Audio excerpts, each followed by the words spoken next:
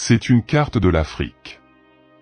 Si vous regardez dans le coin nord-est, vous trouverez l'Égypte, qui abrite l'une des plus anciennes civilisations humaines. Ce pays transcontinental possède une histoire plus longue que tout autre pays au monde. L'Égypte ancienne est à juste titre considérée comme le berceau de la civilisation, car la science et l'archéologie ont montré qu'elle était à l'origine du premier développement humain. Que ce soit dans les domaines de l'art, de la littérature, de la langue, de l'agriculture, de l'urbanisation ou de l'ingénierie, les Égyptiens semblent être les pionniers du progrès et des prouesses technologiques. Vous pensez peut-être que les pyramides de Gizeh, les pharaons momifiés et leurs tombeaux cachés sont tout ce qu'il y a en Égypte, mais ce n'est même pas vrai, même de loin. Saviez-vous que l'Égypte a doté l'humanité d'une technologie que nous utilisons encore aujourd'hui? Ils étaient bien en avance sur leur temps.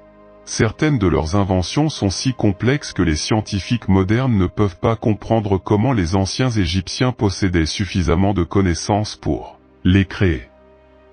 En plus de cela, ils se sont également concentrés sur le développement humain.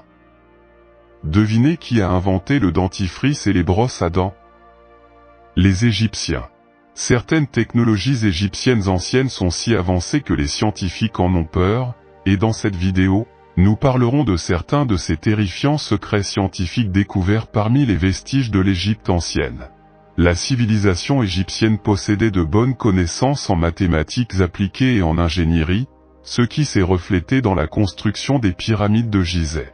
Les Égyptiens étaient méticuleux et précis dans leur style de construction, suivant des modèles spécifiques et utilisant des ressources humaines spécialisées sous le contrôle d'un ingénieur en chef et de ses subordonnés. La géométrie était un sous-produit nécessaire du processus d'arpentage et était utilisée pour préserver la disposition et la propriété du terrain. L'Égypte hellénistique est considérée comme l'origine de la technologie des phares. À Alexandrie, il y avait un palan en porte-à-faux qui soulevait la cargaison des navires. Le phare de la ville, construit au IIIe siècle avant J.C., a été conçu par Sostratus de Cnide.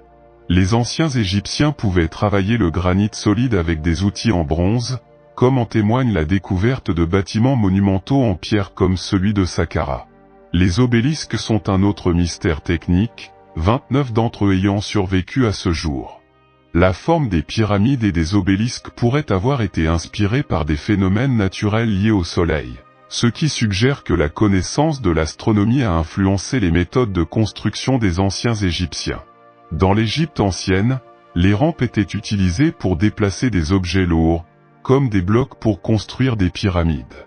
La Grande Pyramide code d'importantes constantes mathématiques telles que pi, sigma et Eulé, connues et utilisées par les Égyptiens il y a des milliers d'années. La géométrie de l'élévation de la Grande Pyramide code également les proportions de la Lune et de la Terre.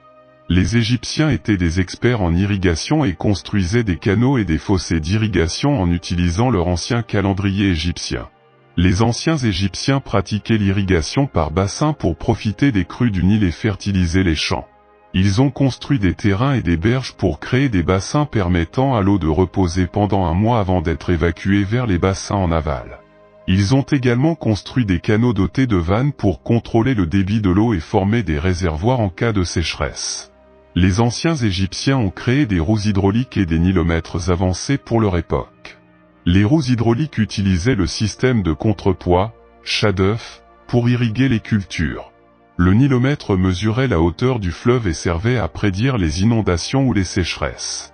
Les anciens Égyptiens dépendaient fortement de l'eau du Nil et ces inventions leur permettaient de mieux la contrôler.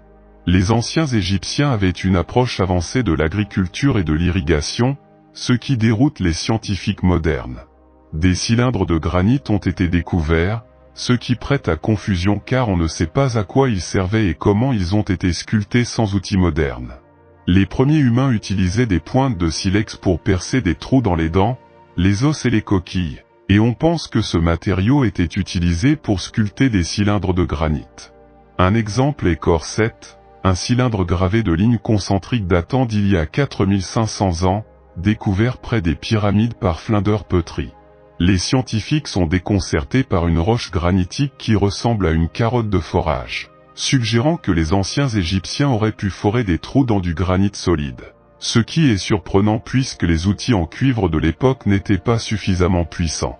Si les Égyptiens utilisaient des diamants pour tailler la pierre, il faudrait se référer à l'histoire, car aujourd'hui encore, seuls les diamants sont suffisamment solides pour percer le granit.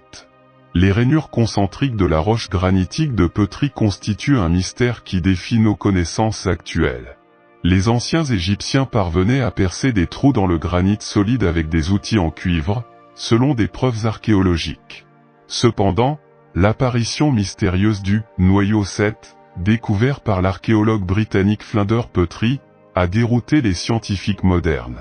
Ce cylindre semble avoir été percé avec une perceuse électrique moderne à pointe de diamant, en raison de son noyau en spirale continue et de la puissance nécessaire pour percer le granit. Les experts ont conclu que la perceuse utilisée pour fabriquer cette carotte était plus puissante que n'importe quelle perceuse électrique moderne et qu'il n'existe aucun outil connu possédant cette force. Une équipe de physiciens russes et allemands a découvert que la grande pyramide de Gizeh peut concentrer l'énergie électromagnétique dans sa base et ses chambres internes. Ils ont utilisé des méthodes de physique théorique pour étudier comment la pyramide réagirait aux rayonnements électromagnétiques, notamment les ondes radio, les micro-ondes, les rayons gamma, les rayons X et la lumière ultraviolette. Ils ont découvert que la base et les chambres internes étaient l'endroit où les champs dispersés étaient concentrés. Cette étude révolutionnaire pourrait aider les scientifiques à concevoir des nanoparticules dotées des propriétés optiques souhaitées. Bien qu'il soit peu probable que les anciens Égyptiens aient eu connaissance de ces propriétés uniques de la pyramide, cette découverte soulève la possibilité qu'ils en sachent plus sur la physique qu'on ne le pensait auparavant. La médecine égyptienne était très avancée pour son époque et a laissé des traces dans des papyrus anciens remontant à au moins 5000 ans. Les papyrus fournissent des informations sur les maladies, les diagnostics et les remèdes. Même si la médecine égyptienne primitive était basée sur les sortilèges et la magie religieuse, les médecins pratiquaient des interventions médicales ou chirurgicales. Les papyrus les plus importants découverts comprennent le papyrus de Berlin, le papyrus d'Héber et le papyrus de Khahom, qui se concentrent sur la pathologie générale, la gynécologie et la pédiatrie. Le papyrus d'Edwin Smith décrit des cas de traumatisme et la connaissance égyptienne des organes humains, notamment des vaisseaux sanguins et du cœur. Jusqu'à l'invasion perse en 525 avant J.C., les pratiques médicales égyptiennes restaient plus ou moins les mêmes et des procédures chirurgicales simples et non invasives étaient pratiquées. Les Égyptiens ont découvert les propriétés médicinales des plantes locales et étrangères et ont proposé dans leurs papyrus plusieurs recettes pour les problèmes de santé. Le papyrus Héber propose 800 remèdes, notamment des onguents topiques, des bandages et des médicaments oraux. Ils ont découvert des outils chirurgicaux en métal dans la tombe de Khar, en bronze, et la chirurgie était courante pour traiter les blessures physiques. Le système de triage classait les blessures comme traitables et incurables. Les outils utilisés comprenaient des scies, des cuillères, des pinces, des couteaux, des perceuses, des pinces et bien plus encore. La circoncision était courante et des prothèses telles que des orteils, des yeux et des langues artificielles étaient utilisées. Les anciens Égyptiens connaissaient bien la chirurgie, la momification et l'autopsie religieuse, ce qui leur fournissait des informations adéquates sur la morphologie humaine. Ils ont même deviné correctement la fonction de certains organes. Ils savaient que le sang était un moyen de transport qui transportait l'oxygène et éliminait le dioxyde de carbone. Et ils connaissaient également le pouls et sa relation avec le cœur. Ils ont théorisé sur les canaux qui transportaient l'air, le sang et l'eau dans le corps et ont développé un moyen de traiter une personne malade en lui administrant un laxatif qui débloquerait ces canaux. Le papyrus Héber mentionne le lavement comme méthode d'administration de médicaments. En général, certaines pratiques médicales égyptiennes, notamment dans le domaine de la chirurgie, étaient efficaces, comme le décrit le papyrus d'Edwin. Les médecins égyptiens antiques conseillaient l'hygiène et une alimentation saine pour prévenir les maladies, et ils possédaient des connaissances médicales approfondies qui ont dérouté les scientifiques modernes. La construction navale était vitale pour l'économie et la culture égyptienne, et ils utilisaient leurs connaissances en aérodynamique pour construire des navires avancés dotés de voiles réglables et de gouvernails montés à l'arrière. Les Égyptiens furent les premiers à utiliser des navires lourdement armés et construisirent de tout, depuis les petits radeaux en papyrus jusqu'aux grands navires capables de transporter de lourdes charges. Le navire Khéops est un exemple de navire bien conservé qui navigue aujourd'hui. Mais ce n'est qu'en 2400 avant JC qu'ils furent capables de construire des navires capables de résister aux vagues de la Méditerranée. À l'époque de la construction des pyramides, les bateaux égyptiens n'avaient pas de quilles, mais utilisaient des cordages pour éviter de chavirer. Ils étaient propulsés par des rames et une grande voile. Les navires voyageant au Liban pour obtenir du bois précieux ont été enregistrés vers 1500 avant JC. Les Égyptiens découvrirent à cette époque comment construire des quilles et des coques renforcées intérieurement, ce qui donna naissance à deux nouveaux types de navires. Un avec des coques larges pour transporter des marchandises et un autre avec des galères étroites pour la guerre. Les Égyptiens utilisaient des cadrans solaires et des constellations pour connaître leur emplacement lors de leur voyage en mer. Certains experts suggèrent que les anciens Égyptiens connaissaient l'électricité, car des cryptes ont été découvertes sous le temple d'Hathor à Dendra et pourraient contenir des ampoules anciennes et un objet ressemblant de façon frappante à une ampoule. Cependant, cela fait encore l'objet de débats parmi les experts. Certains pensent que les anciens Égyptiens auraient découvert l'électricité, grâce aux inscriptions trouvées dans le temple d'Hathor à Dendra qui semblent représenter une ancienne ampoule. Alors que certains partisans de cette théorie suggèrent que les anciens Égyptiens produisaient de la lumière à travers des rituels. La plupart de ces théories ont été réfutées par les professionnels. Bien qu'il soit encore possible que les anciens Égyptiens aient codé une signification scientifique plus profonde dans les images et les textes découverts.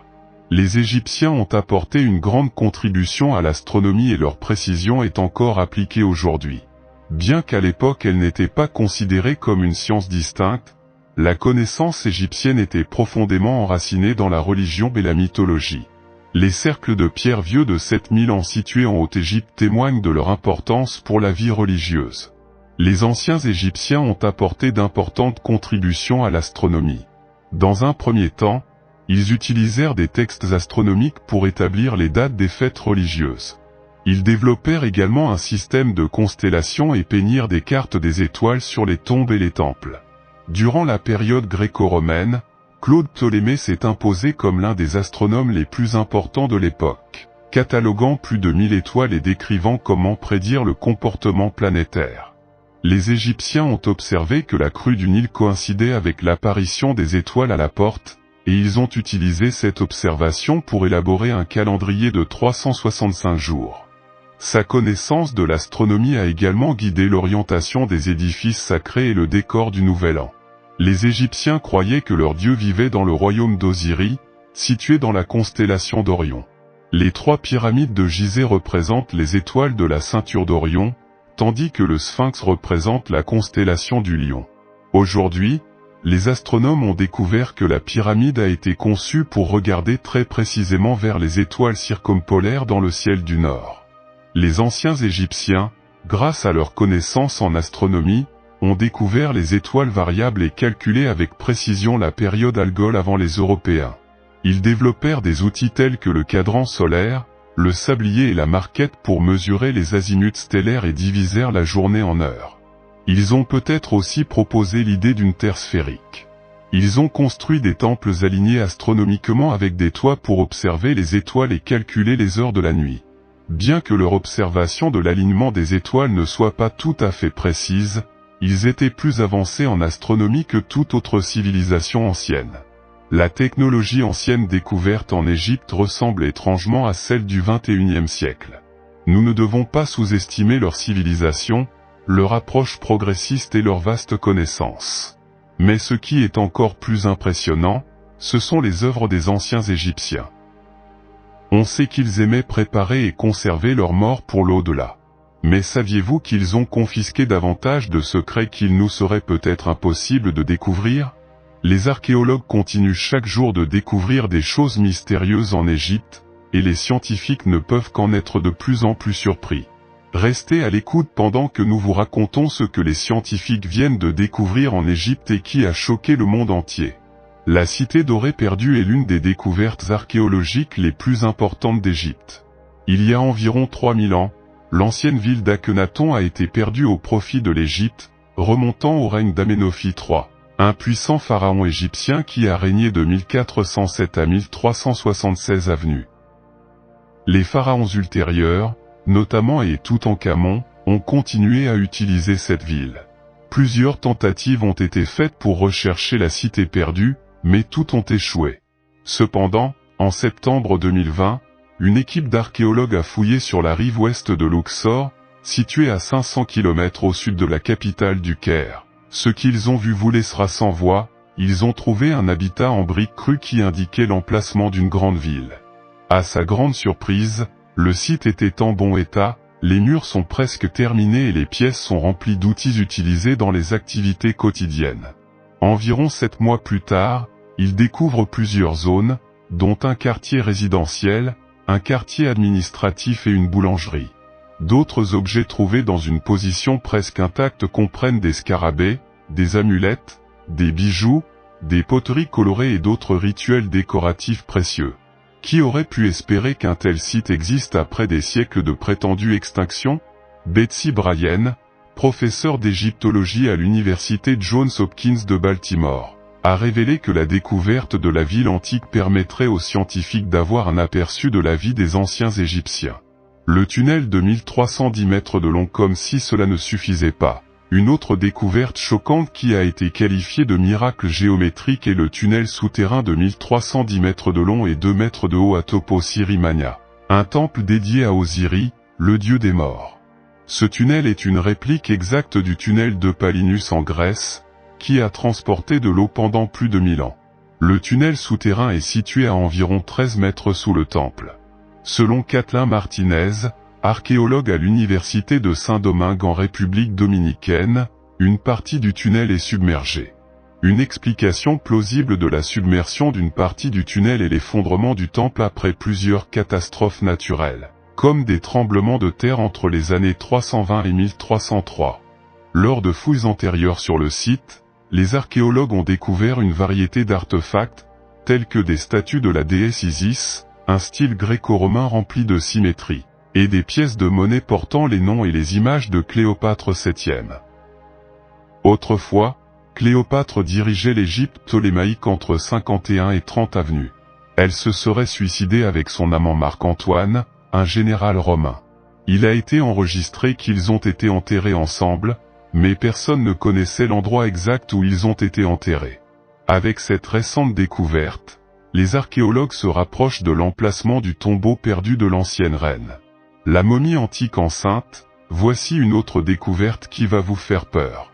Cependant, ne vous inquiétez pas car la découverte est une momie avec un fœtus dans l'utérus, la première du genre, et soulève des questions sur l'identité de la femme et pourquoi elle a été momifiée avec son fœtus. Elle fut plus tard surnommée la « Dame mystérieuse » du Musée national de Varsovie. La momie et son sarcophage ont été donnés à l'université de Varsovie en 1826 et sont conservés en toute sécurité au Musée national de Varsovie, en Pologne, depuis 1917. L'histoire derrière la momie est intrigante. Au départ, on pensait qu'il s'agissait d'un homme en raison du sarcophage élaboré, mais vers 1920, la perception a changé. Le nom du cercueil en carton, écriture borique, diffère de la perception précédente et, selon l'écriture, la personne enterrée s'appelait Jordine. Puis, en 2016, on a découvert que les os délicats et la momie ne provenaient peut-être pas d'un homme, il n'y avait pas d'organe reproducteur mâle. Une reconstruction tridimensionnelle de la momie a révélé qu'elle avait des seins. Peut-être ont-ils placé une momie complètement différente dans le sarcophage ou peut-être pour en faire un artefact plus précieux. Si tel est le cas, ils ont réussi à la faire passer pour la première maman enceinte. Le tombeau de la reine de 4200, c'est une autre découverte historique venue d'Égypte. Il s'agit d'un grand tombeau situé dans ce qui était autrefois Memphis, la capitale de l'Égypte ancienne. Bien que le site compte plusieurs pyramides, la dernière découverte a offert l'une des plus grandes récompenses aux égyptologues. Le tombeau a été découvert près de la pyramide du pharaon Téti lors de fouilles commanditées en 2010, et à cette époque aucun nom ne révélait l'identité à qui appartenait la pyramide. Cependant, fin 2020, les chercheurs ont identifié à qui il appartenait. Un nom était inscrit sur un mur d'un temple funéraire découvert simultanément. Le tombeau est celui de la reine et épouse du roi Téti, décédée il y a environ 4200 ans. Un éminent égyptologue et ancien ministre des Antiquités affirme que cette découverte aiderait à réécrire l'histoire de l'Égypte ancienne, car aucune histoire égyptienne ancienne ne porte le nom de la reine. Le sarcophage l'année dernière, une équipe d'archéologues fouillant une ancienne nécropole à Litch, au sud du Caire, a découvert un immense sarcophage en granit vieux de plusieurs milliers d'années. Le cercueil appartenait à Tameya, qui était responsable du trésor, mais était également surveillant du bétail et responsable des offrandes divines de Thèbes sous le règne de Ramsès II. Saqqara a été au centre d'une culture et d'une renaissance en Égypte, et la découverte du sarcophage Tameya contribuerait à façonner le gouvernement égyptien après la mort du roi Tu.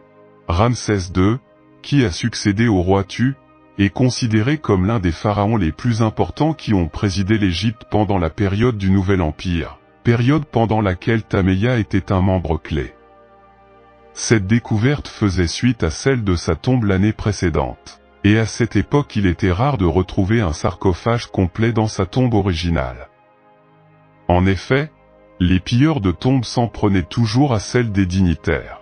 Cependant, la même chose a été trouvée avec le sarcophage découvert, le couvercle était cassé, ce qui indique la possibilité qu'il ait été exposé à un vol ou ouvert dans le passé pour être enterré. Malgré tout, le sarcophage est une découverte spectaculaire. La vallée de l'or et des momies, ici une autre découverte choquante est connue sous le nom de vallée des momies dorées, une ancienne demeure des morts. En 2001, une équipe égyptienne de l'oasis de Bahariya a découvert une grande ville de momies située à environ 380 km à l'ouest des pyramides. 4 tombes contenant 105 momies d'Égyptiens romains de haut rang ont été fouillées. Certains d'entre eux présentent des scènes liées à la religion, d'autres des masques dorés. Bien qu'ils soient là depuis plus de 2000 ans, ils semblent toujours bien conservés et on peut dire qu'ils ont résisté à l'épreuve du temps. L'archéologue Zahi Hawass a déclaré que cette découverte ferait entrer l'Égypte dans le monde moderne. Pour lui, la découverte ne concernait pas seulement les objets utilisés uniquement par les humains, mais aussi les personnes qui les fabriquaient. Dans le cas de ces fouilles, les scientifiques ont obtenu des informations sur la vie et la mort des Égyptiens qui vivaient à Bahariya. Tout au long de l'histoire, on dit que les habitants de cette région ont tiré leur richesse de l'exportation de vin vers la vallée du Nil.